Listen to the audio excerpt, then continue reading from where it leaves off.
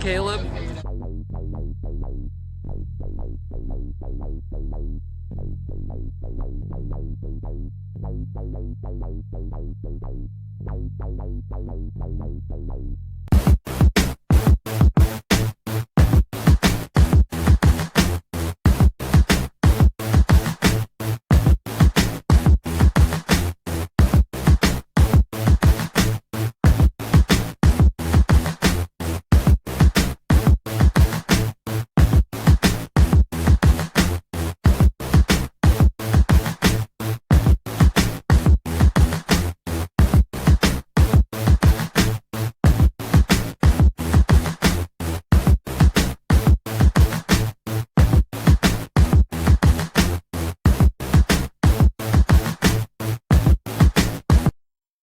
A Day with Caleb here. We are back, day 3 of Dragon Con.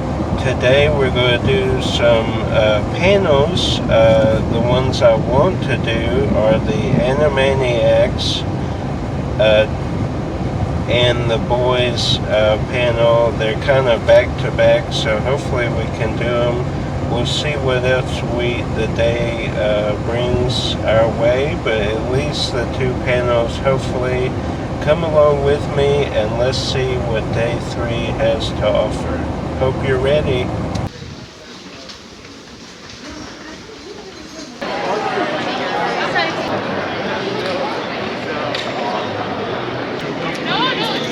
And we have the Animaniacs right up front here. You guys, you want to come greet them as they come up?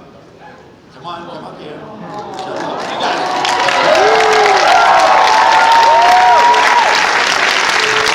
How amazing is that?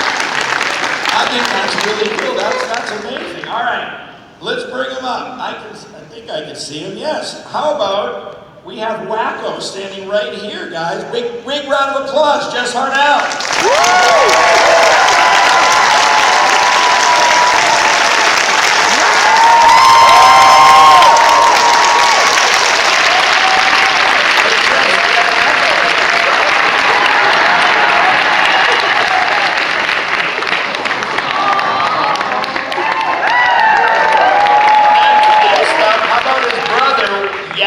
Who's also Pinky, Rob Paulson.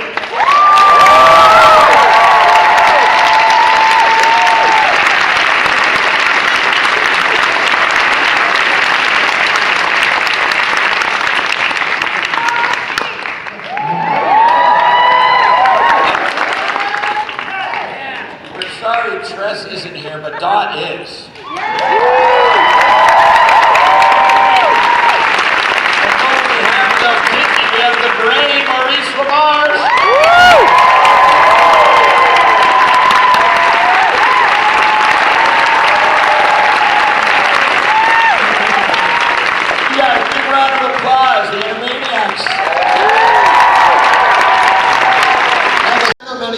Partied last night, right? Nobody. All right, Rob, let's keep this thing. Uncle Brain's back his house. 1, 2, 3.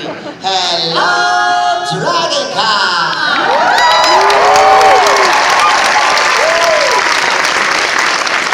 Greetings, Dragon Con. Yes, you are under my control. You don't even notice. Ready for president! What? Ready for president! Yes! Brain in the White House in 2024. We put the right mouse into the White House, cause he's qualified, my friends, to rule the world. I actually have a very rare put a brain in the White House mug from the 1996, probably before you were born, presidential campaign. The Kids WB put out mugs and bumper stickers. And nobody is allowed to drink from that mug, no matter who it is. My oldest friend from high school came and said, oh, I'd love to have a drink out of that, but no. I drink from it, and only one other person can drink from it. And whenever Rob Paulson comes to my house, I make him a cup of coffee in that mug. And the reason being that if it breaks, if anybody else breaks that mug, they're my enemy for life. If I break it, full of self-reproachment. But if Rob Paulson breaks it, I just go, Pinky, you're such a boob. Yes. Let's see what I go to Mo's house, I drink out of the dog bowl, so it's slightly different. Fatima, Louisiana, Indianapolis, Indiana, and Columbus is the capital of Ohio. I'm just killing time, that's all. Favorite song, what I really love, do you guys remember a song called I'm Mad? Yeah. Okay, without me there yet, I'm tired, I'm hungry, how far? I love that one, because Rob is singing one thing, Tress is singing another thing, and I'm singing a third thing all at the same time. So we kind of like, we got three different things going. I love that song. Was Wacko sort of kind of based off of Roger Rabbit? What, Wacko based on Roger Rabbit? Sort of, kind of, maybe. Oh my gosh, no, I've never heard that connection before. Roger Rabbit was sort of like my entry into doing a lot of voiceover. I mean, it started with Splash Mountain and then it went to Roger Rabbit, which was super Tim, because I love doing Roger, it's still go. But the point is, then with Wacko is based on the Beatles. And yeah, and what happened was, I told this yesterday, so forgive me if you've already heard it, but basically they said, can you do it like the Beatles? And I said, which one? They said, well, don't they pretty much sound the same? And I said, no, you got John and John. That's like saying that everybody in Atlanta sounds the same. It's just not the fact, So it started with John, and I was doing like the John thing with it. Then I started trying to like Paul, which is a bit different, it's placed different in the throat and all that. Then there was George, and George he always sounded to me like he had a cold and needed to borrow a tissue. And there's Ringo at the bottom going, peace and love, peace and love. So it started being John, but when they showed me a picture of Wacko and I saw that he was very small, I raised his voice up and gave him some helium, and next thing you know, we had Hello Nurse, and that's how it all began. Roles were reversed, and Iggy was the one trying to take over the role all the time, and Brandon was the one that was just helping him try to do it, but keeping their same personalities and demeanors and everything like that. Wow. The first question. Well, I think we did do an episode called Pinky's Plan. I think it was a Gordon Bressack question, and I think he really nailed what happened. I said, all right, Pinky, you do the plan today. And he just watched in awe and that was the episode John Glover guested on. The shiny pants. And Pinky absolutely succeeds in taking over the world just by being nice. Thank you guys, have a great day. Thank you very much. So without any further ado, we're going to go ahead and introduce the members of the boys, and I'm going to say the gals as well, okay? So it should be that.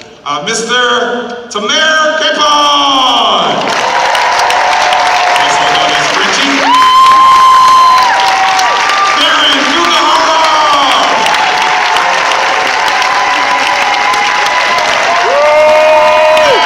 Alonso, otherwise known as Mother's Milk.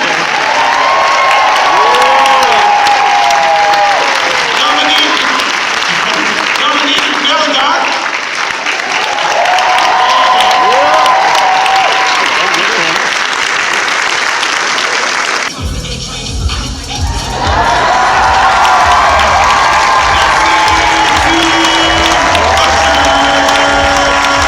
Round of applause for yourselves. Welcome, everybody.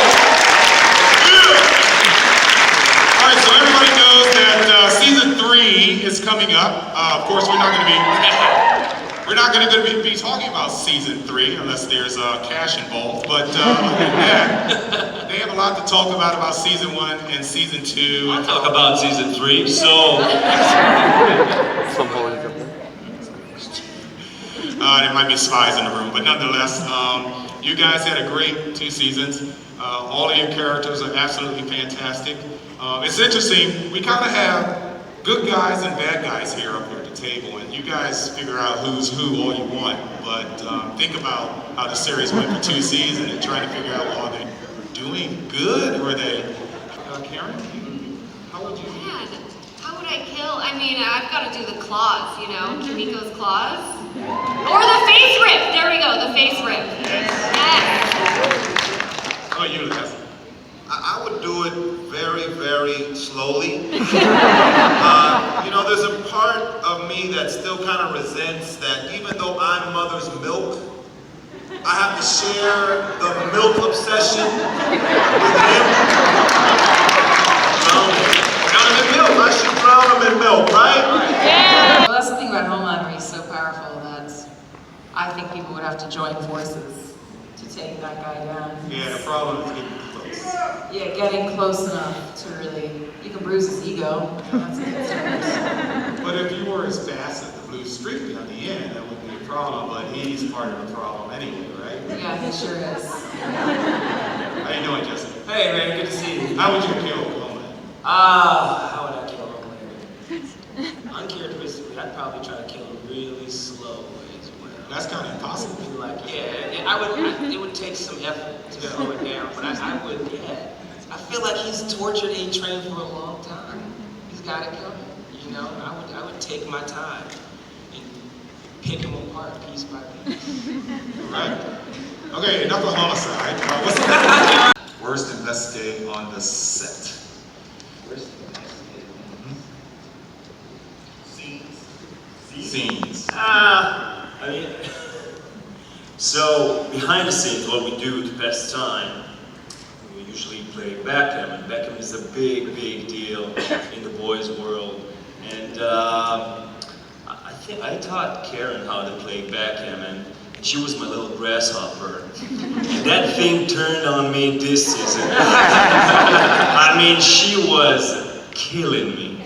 And so every day playing backgammon with Karen now on season 3 is a very bad day. It's really tight around my arm, so it makes it look like I have a bicep. There's like all of that that's going on. So Have biceps, Jesse, come on. Puny.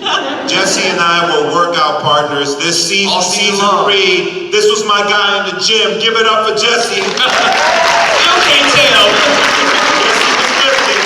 He got bigger for season 3. You'll see. True. I wear my costume. It's hard because you know, you gotta be a superhero. You don't always feel like a superhero. But you put the costume on. I mean, you guys all know that today, maybe, or maybe not.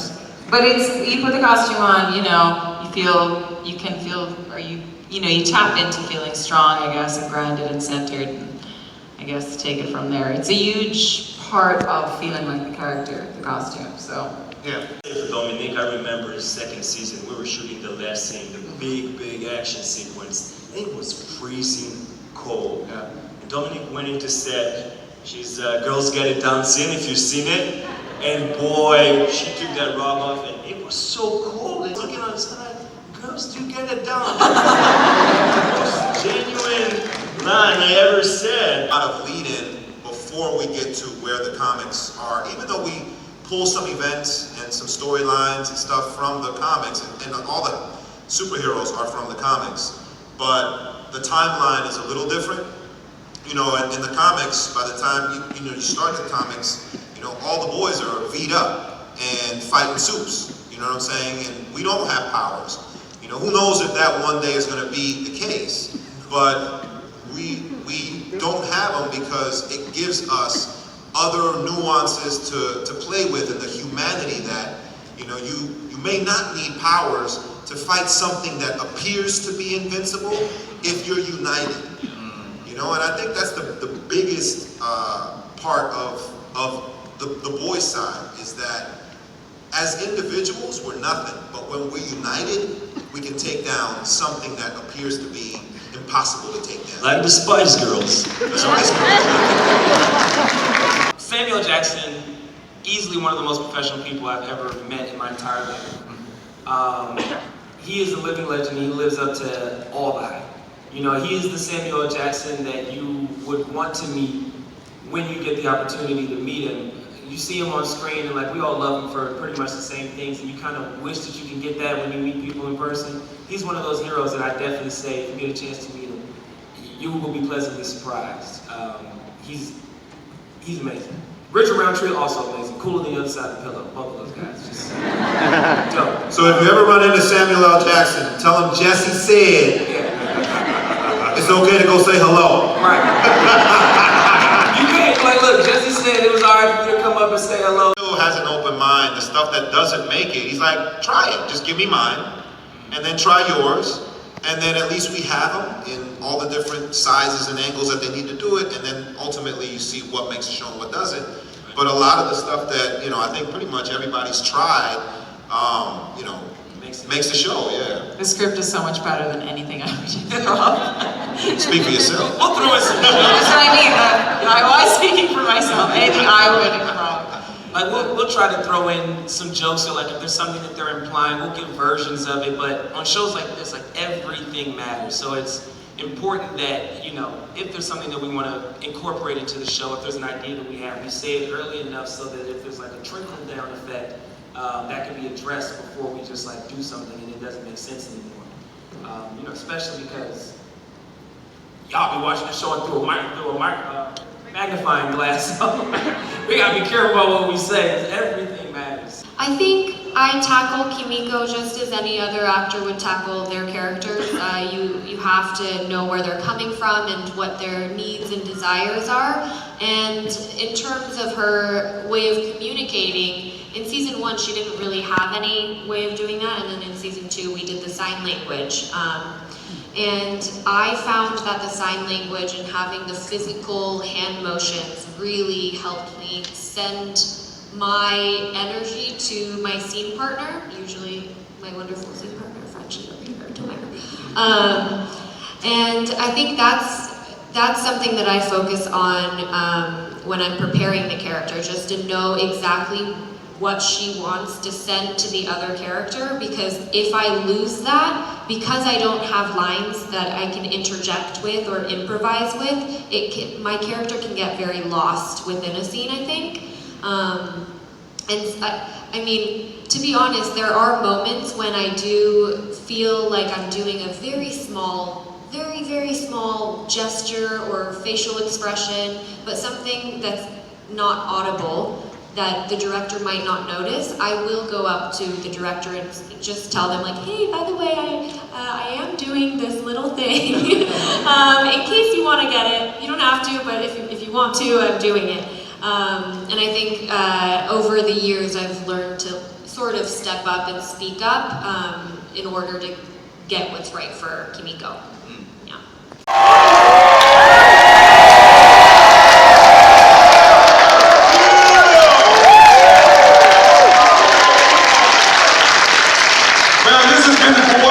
Most incredible guest that I've had this entire weekend. You guys have been absolutely fabulous. Love you all. You guys have been great. Hope to see you next year, because you have to report on season.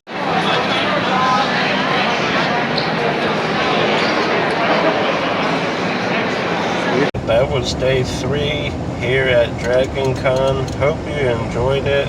This was more panel-centric, if you will. The 2 big panels, Animaniacs and the boys. Hope you enjoyed.